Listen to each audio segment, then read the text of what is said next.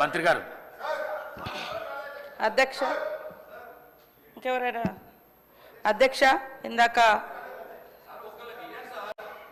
ఇప్పుడు next question, ఇది question ఎవరే కదా అధ్యక్ష.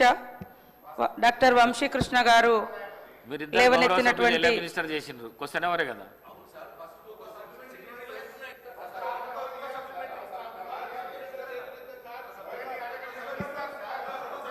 ఎవరైతే సిగ్నేటరీ చేసి ఉంటుందో వాళ్ళకు మాత్రమే అవకాశం ఇవ్వబడుతుంది, మీకు తెలుసు సార్. నేను మాట్లాడినాక మళ్ళీ వాళ్ళని మాట్లాడండి మేడం. సార్, ఇందాక వంశీకృష్ణ గారు లేవనెత్తినటువంటి అంశం నల్లమల్లకు సంబంధించింది సార్. అధ్యక్ష, మానవ వికాసానికి సమాజ అభివృద్ధికి రహదారులే జీవన రేఖలు సార్.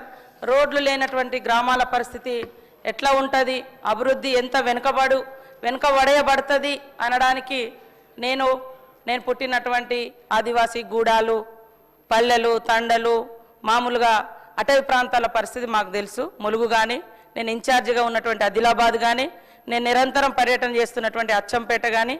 కాబట్టి అలాంటి గ్రామాలకు ఖచ్చితంగా రోడ్లు వేయాలన్నటువంటి లక్ష్యంతో ఈరోజు సీఎం రేవంత్ రెడ్డి గారు మరి ఒక ప్రత్యేకమైనటువంటి నిర్ణయం తీసుకొని రాబోయేటువంటి 4 సంవత్సరాలలో 12,000 కోట్లతోటి 17,000 కిలోమీటర్ల వరకు రోడ్లు నిర్మించాలని కూడా నిర్ణయించుకోవడం జరిగింది సార్.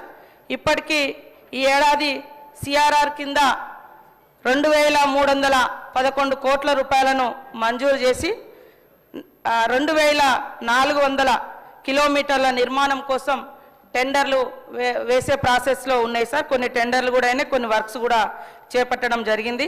రాబోయే రోజులలో ఇందాక మల్రెడ్డి రంగారెడ్డి గారు కానీ, వంశీకృష్ణ గారు కానీ లేవనెత్తినటువంటి రోడ్లకు సంబంధించి ఖచ్చితంగా మరి 12,000 కోట్ల రూపాయలు ఖర్చు చేస్తాం, 11,000 కిలోమీటర్లను రోడ్ల నిర్మాణం చేస్తాం.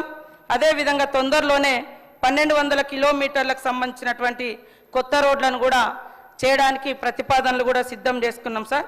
ప్రతి గ్రామం నుంచి, గ్రామ పంచాయతీ నుంచి బీటీ రోడ్లు వేయడం కూడా జరుగుతుంది. లాస్ట్ మంత్లో సీసీ రోడ్ల కోసం కూడా 324 కోట్ల రూపాయలను ఇవ్వడం జరిగింది.